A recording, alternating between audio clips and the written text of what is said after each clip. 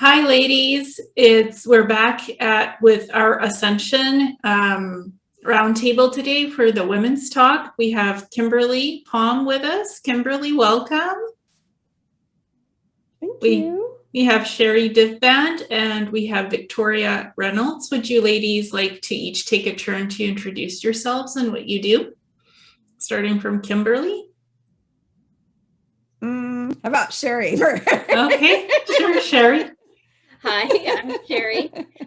As you guys all know, I'm an energy healer. I'm an author, just like all of these lovely ladies. And right now my I'm focusing on two things. One, New Earth Children is a very huge passion of mine, and also helping people through the Ascension. And Victoria. Hi, I'm Victoria. Like Sherri, I'm also a healer and an author.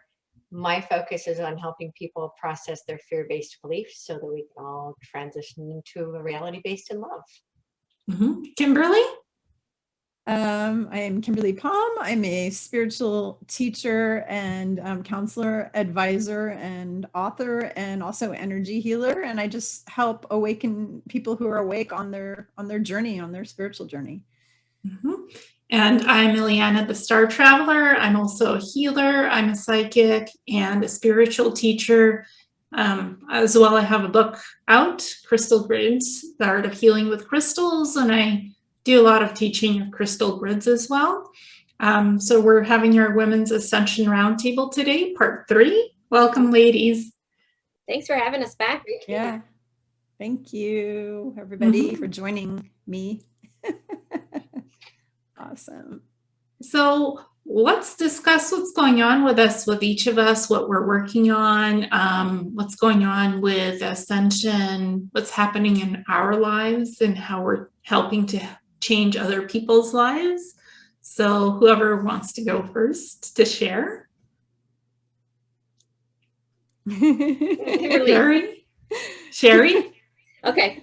Sherri, why don't you go? I'll go. Okay. Let's see. Let's start with the children. So the children, oh gosh, I meet the most amazing children every single day through these one-on-ones that I've been doing to help really help the parents navigate these children's growth. And these kids are seeing through different dimensions. They're seeing their guides, their angels, their grandparents that passed away. Most recently, I spoke on Michael Jaco's show about a little boy from Mars. Well, he's not from Mars, but he remembered a war that he had on Mars that he participated in and died, which was eye-opening for me because he remembered everything so clearly.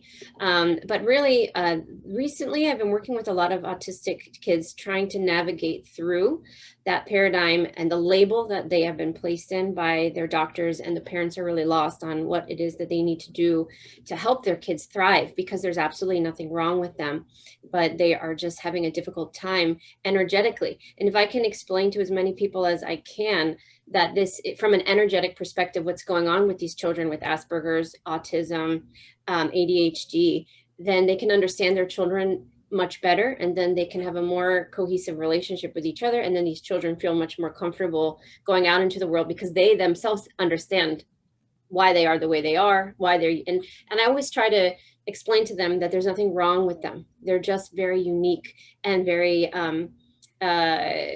have so much potential. And so that's really what I've been working on a lot lately is the kids, and they know about the Ascension. Do you know that they tell their parents that, do you know that we're going through a great awakening, and that I'm not from Earth? Whoa. Yeah. I had a 6-year-old tell me the other day that we were going through an ascension, and they came here to contribute to the elevating of the frequency of the planet. This mother was like, I have never talked to him about this. No, nor has he watched any videos. I don't know where this is coming from. It was incredible. He told me exactly where he was from, and what these special kids are here to do. I mean, it was absolutely incredible. And so that's what I've been working on a lot lately is listening. You know, all these kids, they want to say something and they want somebody to talk to that will listen to them. And so they'll just sit there and talk to me forever. You know, and as soon as they hear that I'm interested, they just keep going, and I love it. And so that's been really exciting for me because it's a what's that saying? It's a breath of fresh air. you know, because when I work with the adults, it's a lot of convincing and a lot of explaining, and, you know, and it can be very tedious. And I love that aspect because I love to teach as well. But with the kids, it's just, I feel like they're teaching me, and I just sit back and listen, and it's just completely different. And so that's kind of what I've been working on the most lately. Yeah, I'll let you guys talk and then I'll share more later. Kimberly? So I don't remember if I mentioned this the last time we all got together, but I'm really trying hard to get this thing back out to the world again. My video is delaying. I don't know why, but my video is delaying from all of you guys. I don't know if I have a poor connection or what it is, but this book is a book that I published back in 2016. It's called The Real Fountain of Youth: An Introduction to the Peace Stress Management System. It's basically a total body, mind, spirit healing book and a guidebook that people use literally the rest of their life to keep healthy and happy and whole. And I published it in 2016. And what happened is it was a bestseller. And then I had to shut my business down for different reasons. And when I did, I had to take the book off the market because I couldn't run it through the tax thing anymore. And, you know, I didn't have a business to run the book through anymore. So I pulled it off. So what happened is I was standing in my bathroom about 2 months ago, and the boss, Yeshua, said to me, Kimberly, you need to get that book out. Why? Is because it's a total stress management system book. And before the what do we want to call the PANDEMIC started, I don't want to get us booted off YouTube, so I'm not going to say it. But before that FLU, whatever you want to call it, started on the planet, people were really stressed out everywhere. Like the whole world was already stressed out. And that's why I originally wrote the book in the first place. But now the people on the planet are even more stressed. Like he told me, Kimberly, they're 100 times more stressed now.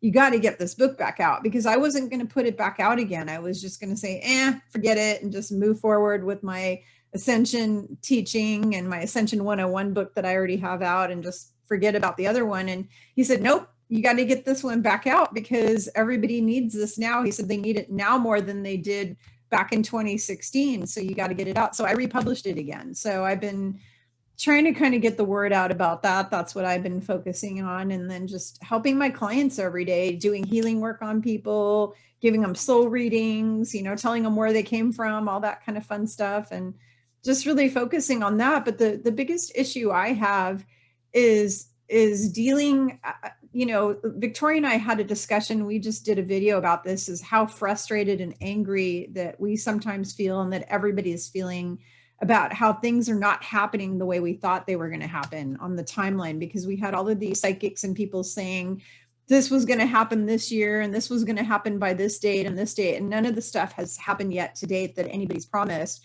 And so looking at that state of frustration that everybody's in right now, a lot of people are extremely frustrated right now.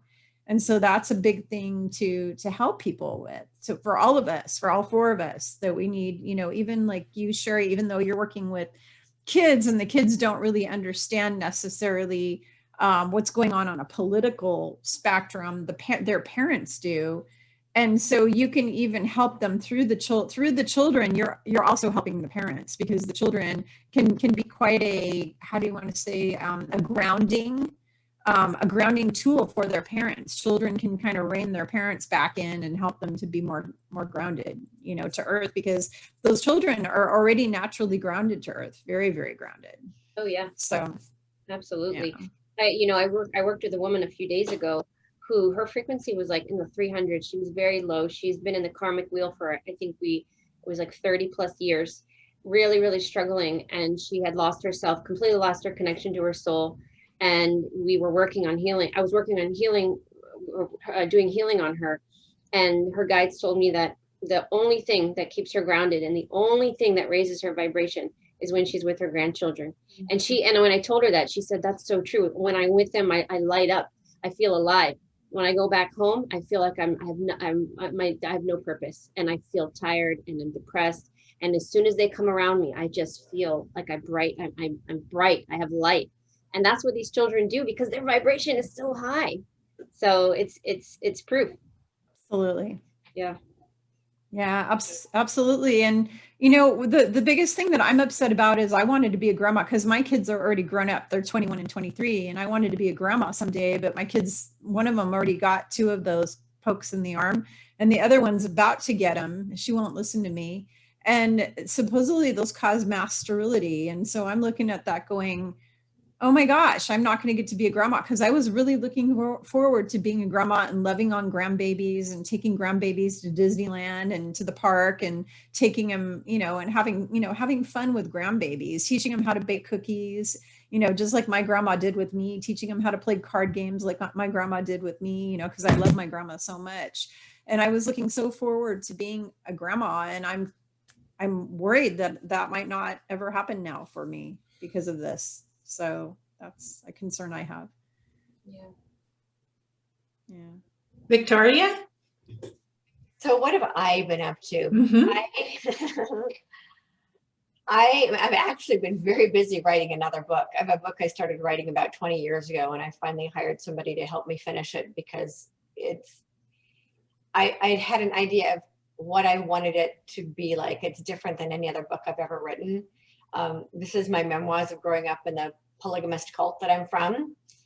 And so it's completely different. My other books are all just, you know, self-improvement, spirituality, and transformation. And this is a novel. So it's completely different style of writing. And it's interesting because the person I hired said, when you're writing this, it's like channeling your other books. She said, it's just, you're going to be channeling something completely different. And so she was right. I was working on a chapter last week, and I'm creating a character from when I was a little girl. And I asked the character what her name was, and she told me her name and her accent and all of it just channeled right through onto my paper. And so that's been really exciting, is seeing, because I'm normally writing spiritual stuff and self-improvement stuff, and she was right. It's the same kind of process. It just flows in just a little bit differently. It's like, so, and it's interesting that this character is telling me what she's wearing and what she looks like, and so that's been really fun. I've been working on that. And then I finished the 10-year anniversary edition of Transcending Fear. That's with a publisher right now.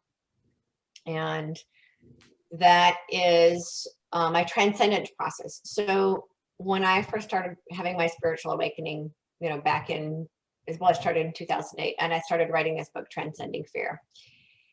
And at the time, it actually wasn't a book. It was just what my inner therapist was teaching me how to heal my life when I was in my own, what I call my holy shift.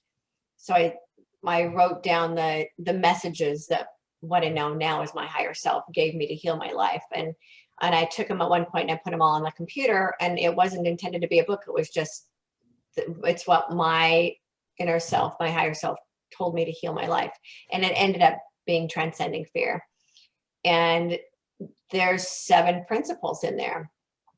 And I've taught it a couple of times over the years, but have also been raising kids.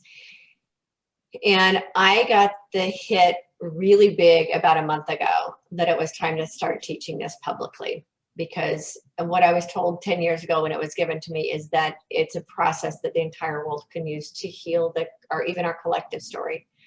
So I'm teaching it. I have my first class is starting up on Monday night, and it's one Monday a month. Sorry, not a month. It's a 9-week program. So I'm teaching that live for the first time to a group of people, to an actual Zoom classroom environment. So I'm really looking forward to that experience. And what else? I have a much more healed relationship with both of my children. I think the last time we talked, they actually weren't talking to me for a couple of months, and now they are. Unfortunately, they both have the pokey as well. My husband did that without talking to me about it first. So we'll see how that goes. Like Kimberly, my daughter has zero interest in having children, so that was never even a consideration. But if it ends up having side effects for my son, that makes me sad, because the only thing he's ever wanted to be is a dad. So I'm hopeful. When I tuned in and asked, Spirit told me that whatever choices my kids made, they would both be fine. So I'm trusting that. And it's part of the path. So I've learned how to detach from their path, because I don't know what their path is. And detaching's been really difficult, and also been incredibly important for me to do my work without feeling like I'm dragging my family along with me. So I'm letting them be who they need to be. And so that's what I've been up to since the last time we spoke. And I've been working on remembering things about my ET contact experiences, and recently sharing that in a video I did, just the different ETs that I worked with and how my healing journey started. Because what the first thing they had taught me, the Andromedans, the L race, and the Pleiadians, was that healing comes from within, and energy, anyone can work with energy. We all have capabilities. For us, some of it is natural, like, we just work with it. And for some, it takes some training. It takes time to understand how energy flows, how energy comes out, and where it comes from. So I remember when I was on the different ships, they would say to me, well, L, they call me L. My name is Ileana, or L.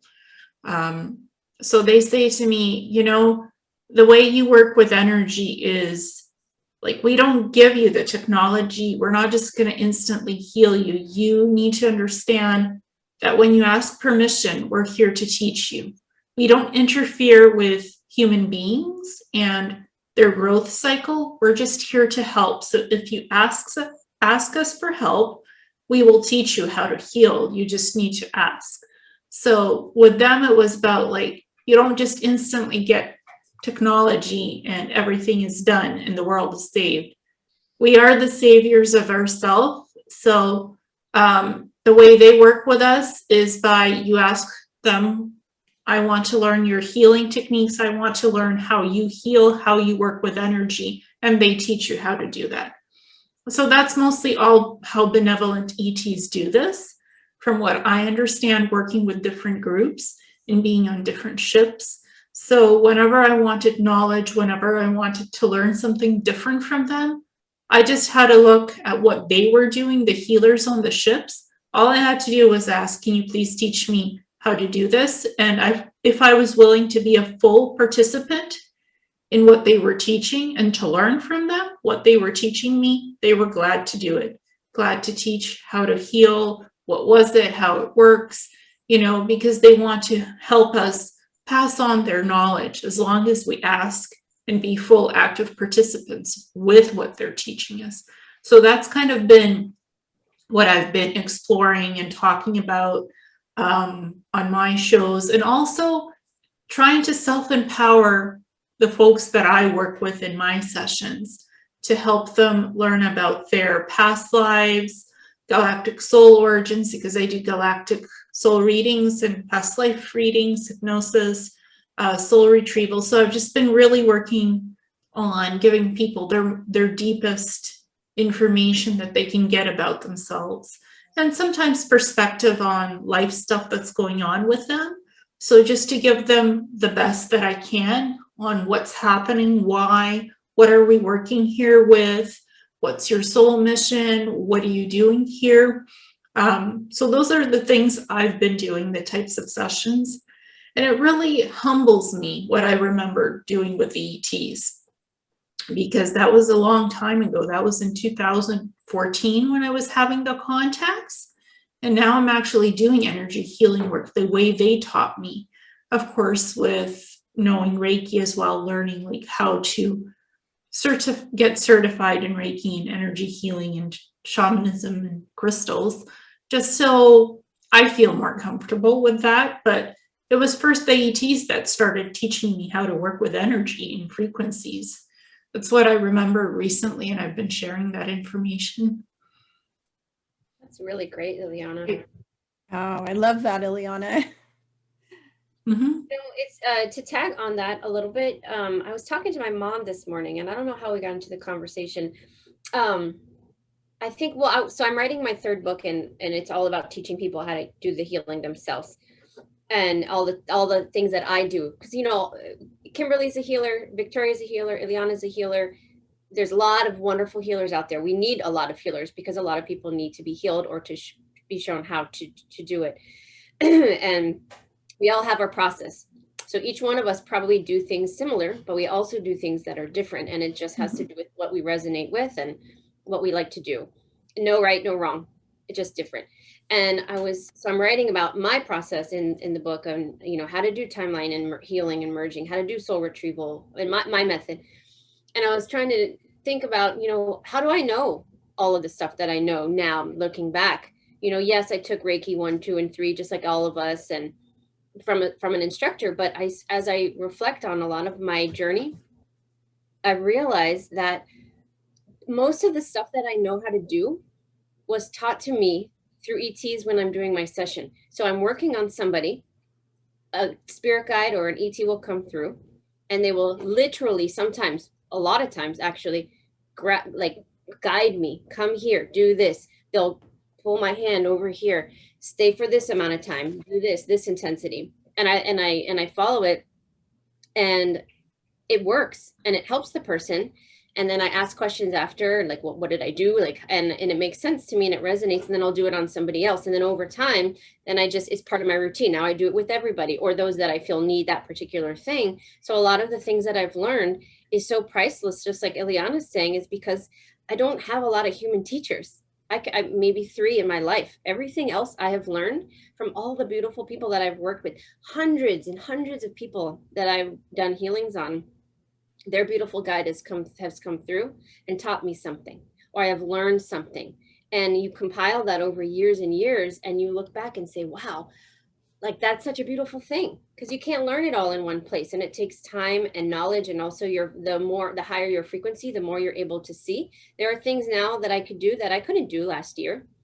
I couldn't see. My vibration wasn't high, like my frequency wasn't high enough. I couldn't see into that dimension. Now I see it so clearly. I'm like, there the whole time, I didn't see it. And I don't know. I just think that that's really cool that Ileana openly shared that, because I was just talking to my mom about that today. Now, have I been on ships? I don't know. I don't have any conscious memories like you do, but they come through the sessions that I do with people. So I thought I wanted to share that as well.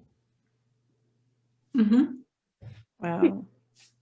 Yeah. Do you guys have anything else to add to that, Victoria, Kimberly, from your experiences? Well, all of my experiences are in body experiences, and my information comes through more telepathically. So I don't do hands-on healing with clients the way you ladies do. I'm more of a teacher. So I get, I wouldn't necessarily call them downloads. I actually call them love streamings. I get messages that love stream. And so I get those all the time. But I have notebooks everywhere, because sometimes a message comes in. I'm like, wait, let me find a notebook to write that down. And so my information tends to come from my higher self and from source. And if I am working with a client, we do these kinds of calls, then their guides will come in and communicate with me.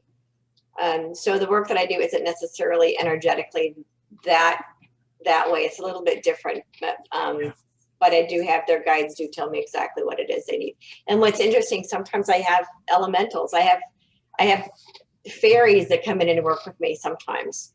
They call them, they're the tinker fairies. So they'll go in and tinker on people. Tinker on people on the inside, things that need to be done. And so that's really fun, but I haven't had any experience with the ETs at all. Yeah, that's not, Wow. I work with the guides and guardians. And then recently I've been communicating with a ship of Elohim, which I didn't even know were there, but they've been working with me. Oh, wow. That's cool. Well, they're here to help recreate our world. I think that's all really, actually, I think everybody has in this group all has amazing supernatural and beautiful experiences, which is really cool. You know, they might all be different and unique, but they're all really, you know, they're all relevant. They're all important experiences. And for myself, I've been receiving downloads for ways to heal people for like 20 plus years. And what happened is in 2011, why I wrote this book, The Real Fountain of Youth, is because in 2011, Yeshua popped into the room and he told me to take the information that I had been teaching people on how to heal their body and to put it into, to get it out to the four corners of the earth. He said to me, I want you to get it to the four corners of the earth. And I said, well, how am I supposed to do that? And he said, in a book. And I said, well, what am I supposed to call the book? And he gave it the name. And then he even named my program the Peace Stress Management System. It's P.E.A.C.E. And it stands for physical, emotional, chemical, and environmental stress. Because he said, Kimberly, the four stresses that are plaguing planet Earth are physical, emotional, chemical, and environmental stress. I put an A in there for good measure because it was PECE, but it was I put it PACE. Mm-hmm. And then he said, I am the Prince of Peace. He said, yeah. And he said, Kimberly, I am the Prince of Peace. He said, when you give people this program, they're going to get peace in their life. They're going to have total peace in their life because they're learning how to heal their body, mind, and spirit completely through managing their emotions, healing their subconscious thoughts and belief systems, their conscious thoughts and belief systems, their past life trauma, their current life stuff, all of it. And then working on the diet and the exercise and all those components and chemicals. Like I have a whole chapter on getting toxins and chemicals and heavy metals out of your body and out of your life. And then the environmental stress is like your environment at home, your environment at work, your environment when you're in the airport or in a shopping mall. How is that affecting you on a stress level? Like the noise, the crowds of people, the negative energy of people, all these different things. So it's like the most comprehensive program probably that there is because it covers every single type of scenario. I mean, I even cover a whole chapter on how to sleep better at night. Pain, chronic pain. I cover a whole thing that I call the chronic pain cycle.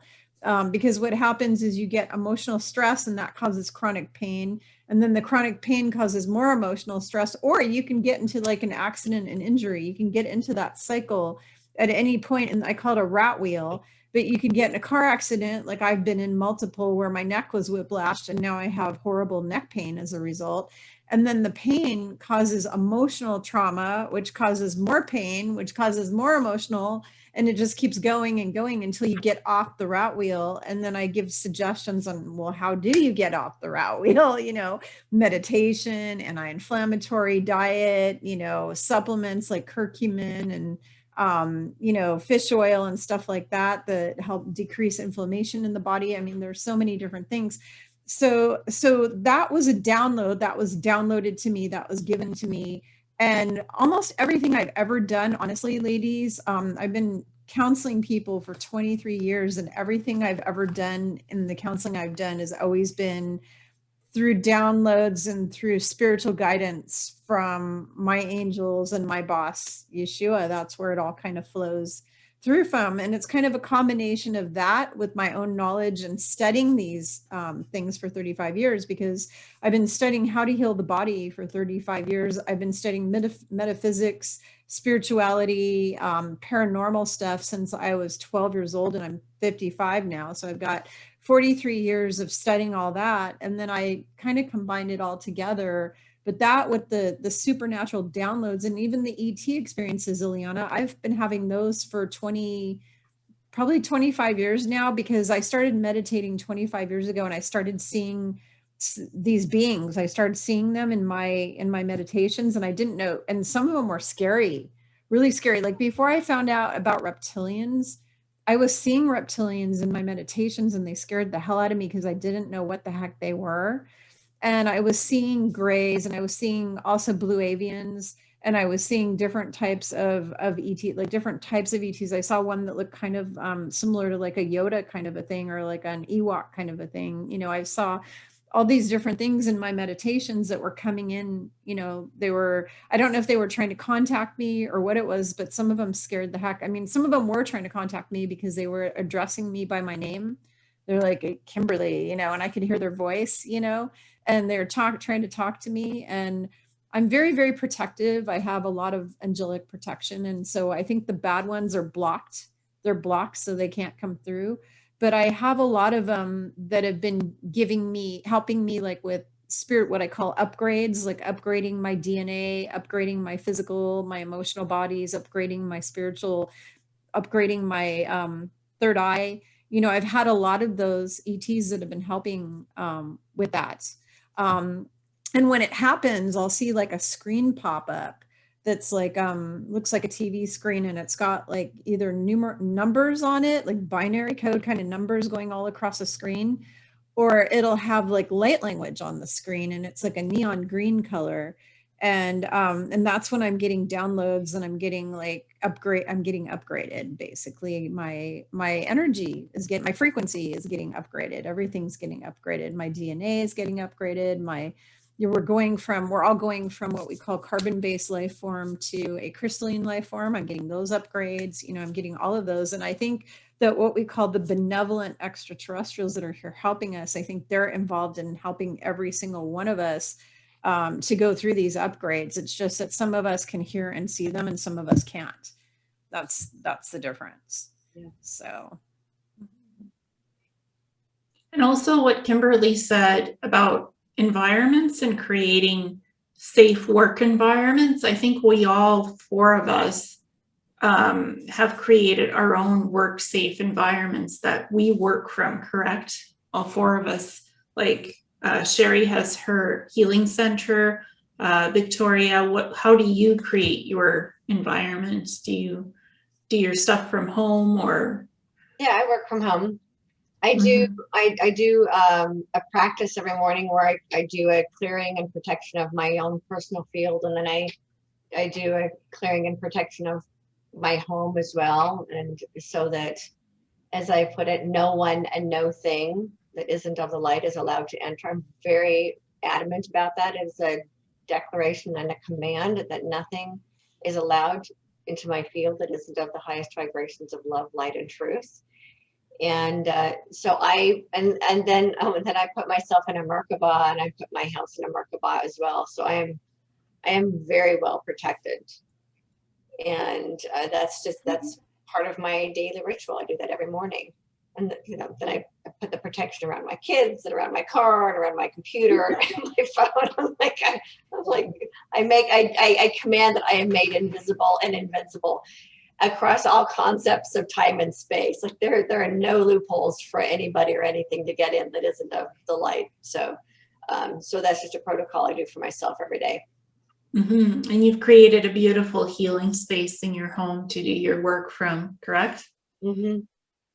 How does that feel? Like, this is my space. Yeah, and how does that feel? It's yours. It's not the typical.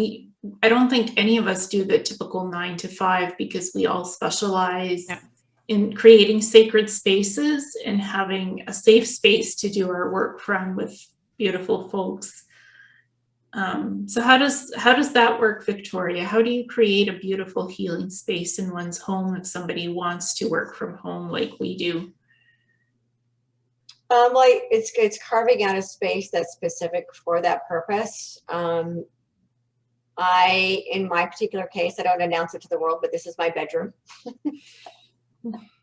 My studio is in my bedroom. I have a divider in my space that divides my workspace from my sleeping space. So there's an energetic divider between the two, so that when I'm in my bed, I don't see my computer, I don't see any of my work stuff. So I have separated that off entirely. And now I'm kind of a liberated woman because I'm in the middle of a divorce. Where before I wasn't able to work from home. My husband was not supportive of me meeting people here. So, and whenever I tried to get on camera, he would just like show up in the middle of my meetings. And I don't think he was intentionally disrespectful, but it was really hard for me to get my work done, my soul's work done, because he didn't understand it and didn't support it. So now that he's not here, I've taken my space is basically taken over the entire house. And so my living room too, now I can meet clients in my living room, and I don't have any restrictions anymore in my space, fortunately. But for people who don't have that, then it is about carving out a little section in your house that's just you. So my little section in my house for a long time was what I call my 3x3 cubicle. It was just barely big enough to turn my chair around in, but it was my space. And so it's important for people to be able to create that for themselves. Definitely. And I also have my own little office space that I do my healing stuff from. And I do purely online healing sessions, because energy has no distance, no bounds. Healing energy will reach you anywhere where it's meant to go. So, and I've always done my sessions online, and I have beautiful crystals behind me, crystal grids and stuff. So I tried to make my office very special and full of crystals and beautiful healing energy. And I work from home as well. So I've just been able to create a beautiful space to have privacy. And again, when you're working with people, clients, healings, whatever, psychic readings, whatever each of us does, privacy is key, because we have to have a space that has a closed door and walls, because we're working with those beautiful people and it's about them and their beautiful sessions. So it's important to, like Victoria said, carve out your own space, because we all have energies that we work with and energies that we feel. So working from home really allows us the freedom to express ourselves and to basically do what we do. So yeah, it's about having that freedom to work at our best, to be our best from what we do with work. And Kimberly, how does that work for you? So for me, so you gotta also understand that I came from like a corporate kind of thing too. And I used to work in an office. I used to have to drive to work every single day, and work in like kind of a corporate kind of environment. I did that for years and years and years and years. And then when I started doing counseling on my own, I moved it to my home, and that's when I became a mom. So that was back about 23 years ago when I, first had my son. That's when I started doing home-based businesses. And over the years, I've kind of developed, how do you want to say, a better system for my home-based business to make it more not only comfortable for me and for clients, because I was for a while actually having clients come into my home office and I was working with them, but also making it kind of like a Zen kind of sanctuary too, because when we're doing this healing work, what it's really important for people to know is if you are a healer or a counselor or something like that, you need to have a very kind of sacred space where you can have peace and balance. Like I've got Jesus and Buddha right here on my desk, on the other side of my desk, and I've got angels all around me here, and I try to play 528 hertz music in the background, and that type of thing. But there's a lot of things that I do to create what we call kind of a safe and peaceful, holistic kind of environment, not only for me, because I'm a super empath and I take on everybody's and I take on the energies, right? So I have to keep myself very grounded and balanced, but also to help my clients too, because whatever situation you're sitting in, people can pick it up. Like, I'll give you an example. When I was working in corporations and I was in customer service, working in the medical insurance industry, when you're on the phone the entire time, people can pick up in your voice what's going on around you. Like, totally, they can pick up that energy, because you have to understand that energy, frequency and vibration, everything is energy, frequency and vibration, even like the way you speak. And even the way you're behaving, and even the sound, the inflection in your voice, people can pick that up on the other end of the line. So if you're sitting in a corporate environment where there's this chaos going on all around you, there's people all around you, there's loud noises, there's all of these things, you know, you're going to have problems because of the fact that they can, you know, they're feeling that energy. And so the nice thing about working from home is if you're working with an audience, you're working with the public, you can create an environment so that when you're speaking to them, they feel peaceful too. Like they pick up the peace, because the same way they are going to pick up the chaos energy, they're also going to pick up the peaceful, calm energy. And the one compliment, actually the biggest compliment that I ever get from my clients, is they say that whenever they work with me, that my voice and the way I speak and how I work with them, it makes them feel a lot of peace. Like they feel very peaceful and calm every time they work with me. And I think it's because I have it set up so that I am peaceful and calm. And so they are feeling that, like they are actually feeling that vibration and that energy of that peace and calm. And so I think it's important for everybody to do that. Is there anything that we'd like to contribute and just kind of share that can help people? What can we tell the audience, one thing that can help them with their life? One thing that we all can contribute to that could help a person to change, to make a difference, to change a life. Kimberly? I think, yeah, I was going to say kindness right now is the biggest thing, because like, for example, I'm getting attacked a lot because I'm out there speaking the truth. And there's a lot of brainwashed people who are very asleep and very brainwashed, who don't like that I'm sharing the truth, and they're attacking me.